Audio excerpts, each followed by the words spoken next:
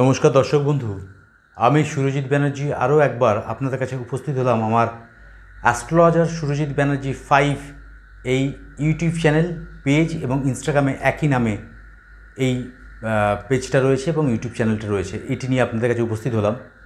আজকে উপস্থিত হলাম আপনাদের কাছে একটা খুব ভাইটাল জিনিস আলোচনা করার জন্য।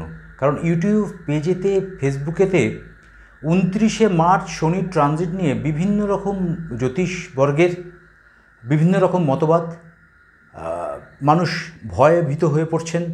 কি হবে, হয়তো ধ্বংস হয়ে যাবে, হয়তো মারাত্মক সমস্যায় পড়ে যাব, চাকরি চলে যাবে, খেতে পাবো না। এই সমস্ত কোয়েশ্চেনের ছোটোখাটো উত্তর, আমি ছোটোখাটো একজন অ্যাস্ট্রোলজার, সেই পরিপ্রেক্ষিতে আপনাদের ভালোবাসার জন্য আমি একটু আমার নিজের ব্যক্তিগত ওপিনিয়ন নয়, শাস্ত্র মতে বা প্ল্যানেটের গোচর সম্পর্কে কিছু ওপিনিয়ন, কিছু আলোচনা আপনাদের সঙ্গে করব। তাহলে প্রথমেই চলে আসি মেষ রাশিতে।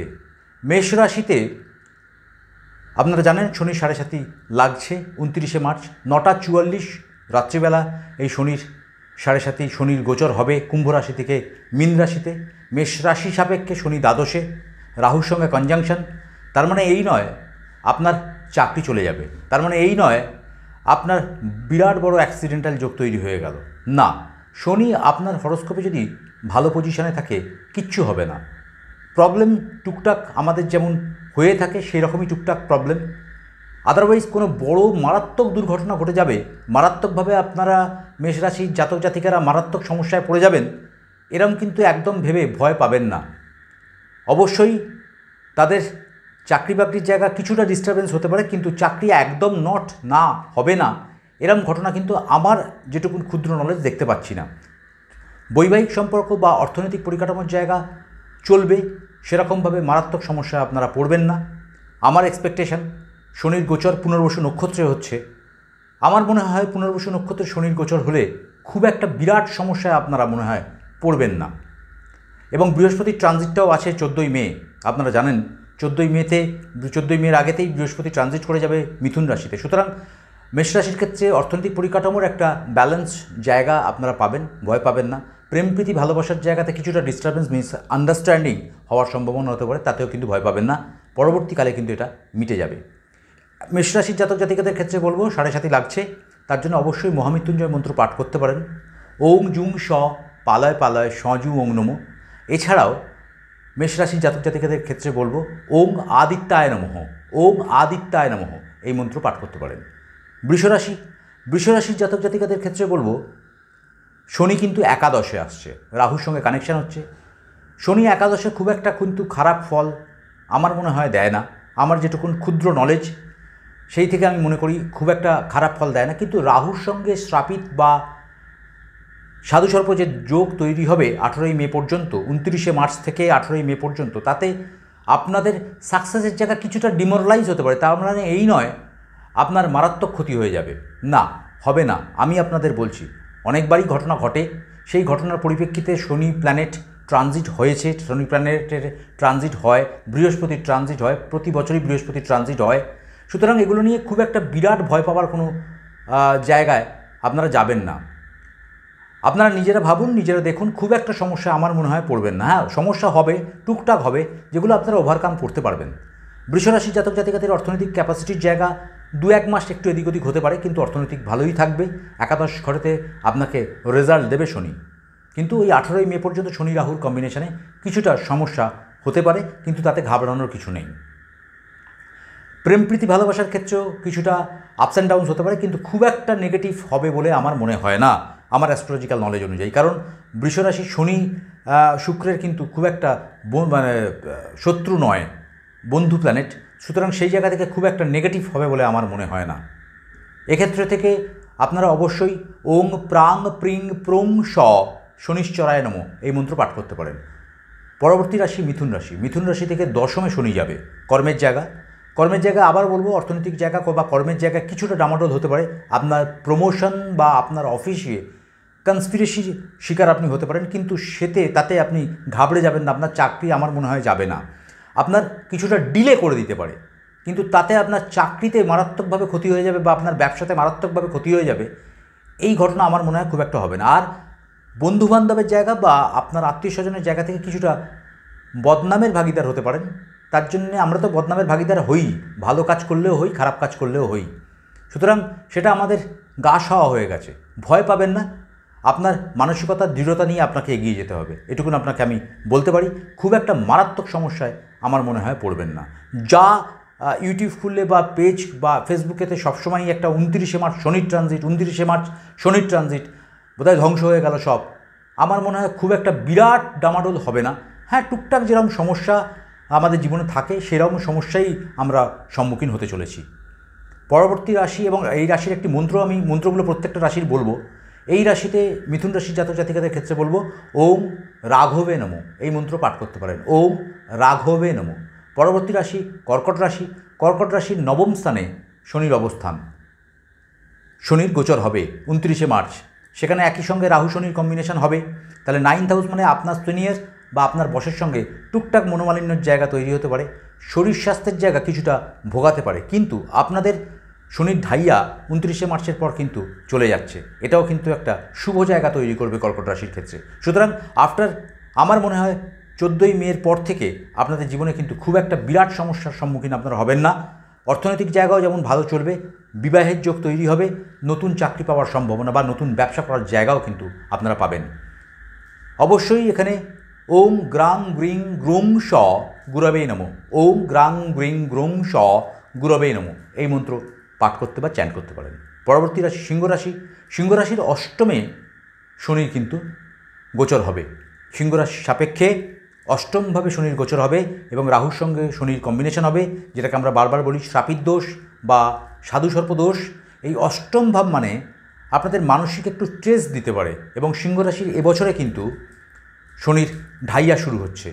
সুতরাং 29শে মার্চ থেকে ঢাইয়া শুরু হবে। শনি যদি আপনার হরস্কোপে ভালো পজিশনে থাকে তাহলে কিন্তু শনি আপনাকে খুব একটা বেগ দেবে না, কিন্তু খারাপ পজিশনে থাকলে সামান্যতম আপনাদের বেগ পেতে হবে সিংহরাশির জাতক জাতিকাদের ক্ষেত্রে। কিন্তু তাতে ঘাবড়ে যাবার কিছু নেই। মানসিক ধৈর্য বা আপনাদের যে ক্যারেক্টারিস্টিক, আপনাদের যে ডেডিকেশান, সেটা নিয়ে এগিয়ে গেলেই আপনারা জীবনে কিন্তু জয়যুক্ত হবেনই হবেন। হর্ষইকার বলছি, 100% হবেনই হবেন। একটি মন্ত্র, ওং জবা কুসুম শঙ্কাশং কাশ্যপেহং মহাদ্যোতিং দন্তারিং সর্বপাপক্ন প্রণৌতস্মি দিবাকরম, এই মন্ত্র প্রতিদিন পাঠ করতে পারেন। পরবর্তী রাশি কন্যা রাশি। কন্যা রাশির জাতক জাতিকাদের ক্ষেত্রে বলবো সপ্তমে শনির কানেকশান। তাহলে যারা জয়েন্ট বিজনেস করেন বা যাদের পার্টনারশিপে বিজনেস আছে, যারা প্রাইভেট গভর্নমেন্ট আন্ডারটেকিং কোম্পানিতে চাকরি বাকরি করেন, তাদের ক্ষেত্রে কিন্তু টুকটাক ডিস্টারবেন্স হওয়ার সম্ভাবনা তৈরি হতে পারে। বৈবাহিক সম্পর্কে কিছু মিসআন্ডারস্ট্যান্ডিং, ভুল বোঝাবুঝির জায়গা তৈরি হতে পারে। ওয়াইফের শারীরিক সমস্যা টুকটাক হওয়ার সম্ভাবনা তৈরি হতে পারে। কিন্তু ঘাবড়ানোর, আবারও বলবো, কোনো মানে একদমই ঘাবড়াবেন না, কারণ শনি মানেই খারাপ, রাহু মানেই খারাপ, এই ব্যাপারটা মাথা থেকে বার করে দিন। শনি রাহুর কম্বিনেশনে সপ্তম ভাবেতে বৈবাহিক সমস্যা হতে পারে, কিন্তু সেটাও কিন্তু সাময়িক, সেটা কিন্তু দীর্ঘমেয়াদী আমার মনে হয় হবে না। আপনার চাকরি বাকরি, আপনার সপ্তম ভাব, আপনার বিজনেস, আপনার প্রাইভেট সেক্টরে চাকরি, সব জায়গা থেকে কিন্তু আপনার, আমার মনে হয়, খুব একটা বাজে রেজাল্ট আপনারা পাবেন না। কন্যা রাশির জাতক জাতিকাদের ক্ষেত্রে বলছি, এই জাতক জাতিকারা অবশ্যই একটি মন্ত্র পাঠ করতে পারেন। মন্ত্রটি আমি আবারও আপনাদের বলে দেবো। মন্ত্রটি কী মন্ত্র? মন্ত্রটি হচ্ছে ওং ব্রাং ব্রিং ব্রুং স বুধায় নমঃ, ওং ব্রাং ব্রিং ব্রুং স বুধায় নমঃ, এই মন্ত্র পাঠ করতে পারেন। পরবর্তী রাশি তুলা রাশি। তুলা রাশির ষষ্ঠভাবে শনি এবং রাহুর কম্বিনেশন হচ্ছে, কিন্তু রাহু তো 18 তারিখের পর, 18ই মের পর বেরিয়ে যাবে। শনিটা ষষ্ঠভাবেতেই থাকবে। সুতরাং ষষ্ঠ ভাব মানে আপনার শারীরিক জায়গা, আপনার কর্মক্ষেত্রের জায়গা। সুতরাং আমার মনে হয় সাবঅর্ডিনেটের দ্বারা, আপনার নিচুতে যারা কাজকর্ম করেন তাদের দ্বারা টুকটাক সমস্যা হওয়ার সম্ভাবনা বা কনস্পিরেসির শিকার হওয়ার সম্ভাবনা তৈরি হতে পারে। কিন্তু তাতে আপনারা সেটা অ্যানালাইজ করতে পারবেন, যেহেতু আপনারা একজন বিবেচক মানুষ, বুদ্ধিদীপ্ত মানুষ। আপনাদের কাছে কে কনস্পিরেসি করছে, কেন কনস্পিরেসি হচ্ছে, তার একটা মূল্যায়ন আপনারা খুঁজে পেতে পাবেন এবং স্পষ্ট ধারণার জন্যে আপনাদের জীবনযাত্রা কিন্তু খুব একটা বিভীষিকাময় হবে না। অর্থনৈতিক পরিকাঠামো, প্রেম ভালোবাসার ক্ষেত্রে অবশ্যই বলবো ভালো রেজাল্ট পাওয়ার জায়গা রয়েছে তুলা রাশির ক্ষেত্রে। বৃহস্পতির গোচর, সেই গোচরেতে বৃহস্পতি যখন মিথুন রাশিতে আসবে, পঞ্চম দৃষ্টিতে তুলাকে দেখবে এবং সেই জায়গাকে যে অ্যাসপেক্টের মাধ্যমে গজকেশরী যোগ তৈরি হবে, তাতে আমার মনে হয় 2025 সালে এই শনির গোচর আপনাদের ওপর কিন্তু খুব একটা নেগেটিভ ভাইব্রেশন দেবে না। আমি সুরজিৎ ব্যানার্জি আপনাদের বলছি, ইয়েস আমি বলছি আপনাদের ক্ষেত্রে। তো তুলা রাশির ক্ষেত্রে আবারও বলবো, আপনারা এই মন্ত্র জপ করতে পারেন ওং প্রাং প্রিং প্রং স শনিশ্চরায় নমঃ। পরবর্তী রাশি বৃশ্চিক। বৃশ্চিকের পঞ্চম ভাবে শনির ট্রানজিট এবং শনির সঙ্গে রাহুর কনজাংশন, ওই 1.5-2 মাসের কনজাংশন। সেই সময় পঞ্চম ভাব মানে প্রেমপ্রীতি, ইনভেস্টমেন্টের জায়গা। তাহলে আপনারা 29শে মার্চ থেকে 18ই মে পর্যন্ত কোনো ইনভেস্টমেন্ট করবেন না।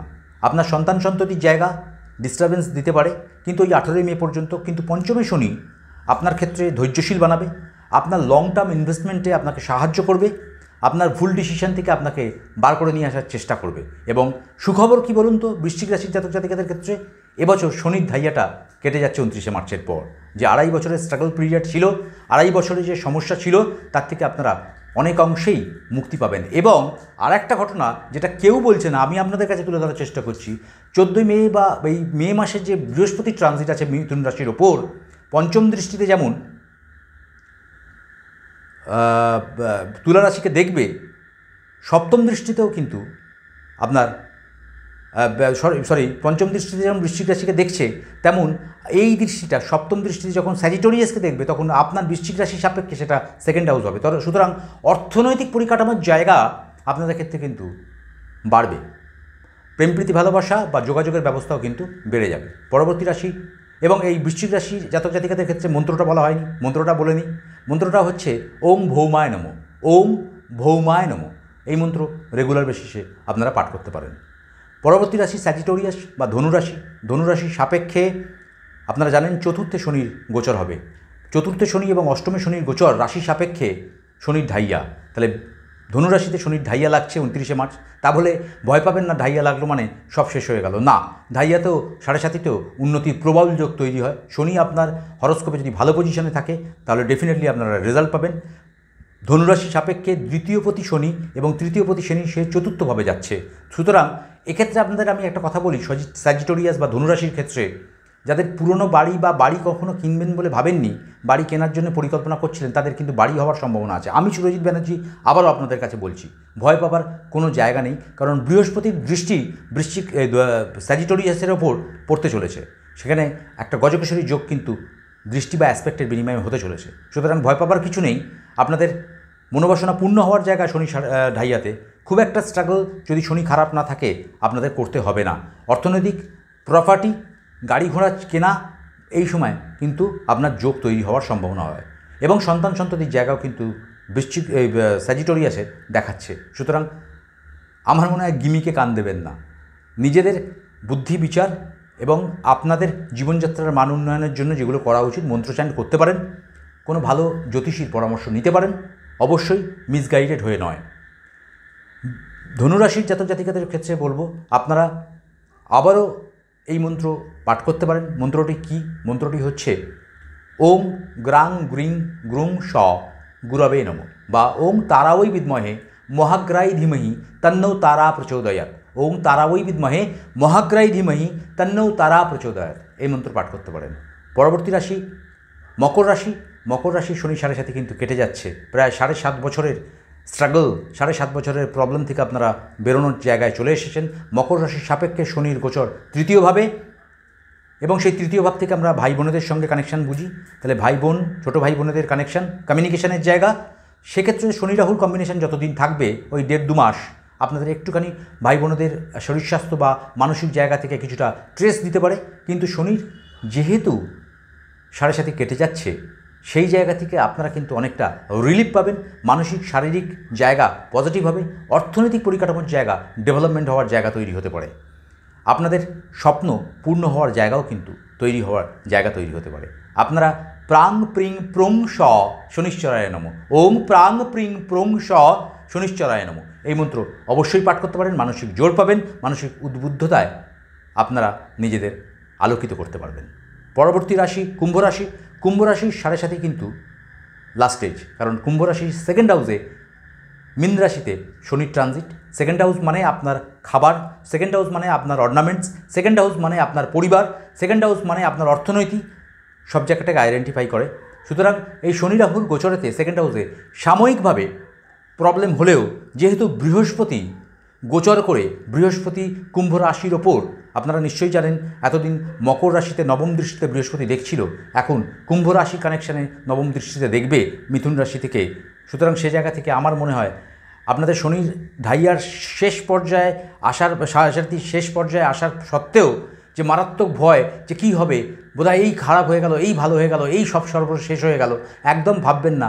মানসিক জোর নিয়ে এগিয়ে যান, কিচ্ছু হবে না, একদম চিন্তা করবেন না। কুম্ভ রাশি শ্রেষ্ঠ রাশি, মাথায় চিন্তা রাখবেন না। আপনাদের আমি সুরজিৎ ব্যানার্জি গ্যারান্টি সহকারে আপনাদের বলছি, এই কুম্ভ রাশি জাতক জাতিকাদের জন্য অবশ্যই মহামৃত্যুঞ্জয় মন্ত্র পাঠ করতে পারেন। আমি মহামৃত্যুঞ্জয় মন্ত্রটি আরেকবার বলছি, ওং ত্রম্বকং যজামহে সুগন্ধিন পুষ্টিবর্ধনং উর্বারুকমিব বন্ধনামৃত মৃত্যুষ্মুক্ষীয়মামৃতাৎ তৎপুরুষায় বিদ্মহে বেদমহি মহাদেবায় ধিয়ো তন্ন রুদ্র প্রচোদয়াৎ ওং জুংস পালয় পালয় সজু ওং নমো। এই মন্ত্র রেগুলার পাঠ করতে পারেন, কিচ্ছু হবে না। শেষ স্টেজে গিয়ে সমস্যা তৈরি হয় যদি শনি আপনার জন্মছকে খারাপ থাকে। আমার মনে হয় যেহেতু বৃহস্পতি চন্দ্রের ওপর একটা দৃষ্টিগোচর হবে, আমার মনে হয় খুব একটা বিরাট সমস্যায় কুম্ভ রাশির জাতক জাতিকারা পড়বেন না। অবশ্যই দেখতে থাকুন, দেখুন কি ভবিষ্যৎবাণী কি হয়। পরবর্তী রাশি শেষ মীন রাশি। মীন রাশিতে শনির সাড়ে সেকেন্ড স্টেজ, কারণ জানেন মীন রাশির ওপরই শনির গোচর। চন্দ্রের সঙ্গে যখন শনি থাকে তাকে আমরা বলি, এবং রাহু অলরেডি রয়েছে, 18ই মে পর্যন্ত থাকবে। এই টাইমে একটা ফ্রিকল মাইন্ডেড মানসিকতা তৈরি হয়, বারবার মনে হয় কি করব কি করব না, কোনটা ঠিক কোনটা ভুল, ভুল পথে চালিত হয়ে যাওয়া, বধ সঙ্গে পড়ে যাওয়া, এই জায়গাটা কিন্তু তৈরি হওয়ার সম্ভাবনা তৈরি হয়। বাট আপনারা একদম চিন্তা করবেন না, একদম ভাববেনই না, কারণ মীন রাশি যে রাশি, সেই রাশি সাপেক্ষে রাহু বেরিয়ে যাওয়ার পর শনিচন্দ্রের কম্বিনেশন, আমার মনে হয় পুনর্বসু নক্ষত্রে শনি আপনাকে, নক্ষত্র চেঞ্জ ডেফিনেটলি হবে, কিন্তু আমার মনে হয় খুব একটা মীন রাশিতেও সমস্যা তৈরি করবে না সাড়ে সাতিতে। হ্যাঁ, শনি যদি খারাপ থাকে কিছুটা সমস্যার সম্মুখীন আপনারা হতে পারেন, কিন্তু মারাত্মক সমস্যায় আপনারা পড়বেন না। আপনারা অবশ্যই ওং দ্রাং দ্রিং দ্রুং স শুক্রায় নমঃ এই মন্ত্র আপনারা অবশ্যই পাঠ করতে পারেন। আপনারা 100% কিন্তু রেজাল্ট পাবেনই পাবেন।